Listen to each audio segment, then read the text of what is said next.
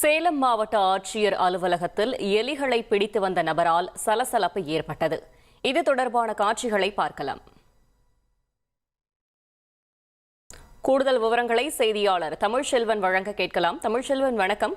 மேலும் தகவல்களை சொல்லுங்க. சேலம் மாநகர பகுதிகளில் எலிகள் எண்ணிக்கை அதிகரித்துள்ள நிலையில் சுகாதார சீர்கேடு ஏற்படுவதாக கூறி சேலம் மாவட்ட ஆட்சியர் அலுவலகத்தில் எலிகளை பிடித்து வந்து விட்டு சமூக ஆர்வலர் பார்த்திபன் என்பவருடன் நூதன முறையில் மனு அளித்தார்.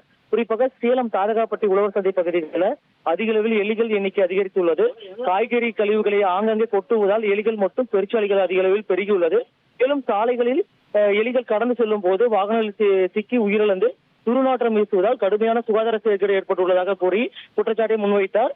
இனியாவது சேலம் மாநகராட்சி அதிகாரிகள் விரைந்து செயல்பட்டு சேலம் மாநகர பகுதிகளில் எலிகளோட எண்ணிக்கை கட்டுப்படுத்துவதற்கும் அதை தடுப்பதற்கு நடவடிக்கை எடுக்க வேண்டும் என்பதை வலியுறுத்தி சேலம் மாவட்ட ஆட்சியர் அலுவலகத்தில் எலிகளை பிடித்து வந்து விட்டு நூதன முறையில் மனு அளித்தது அனைவரையும் பரபரப்பை ஏற்படுத்தியது.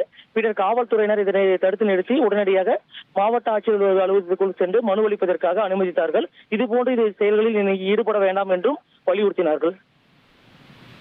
தகவல்களுக்கு நன்றி தமிழ்செல்வன்.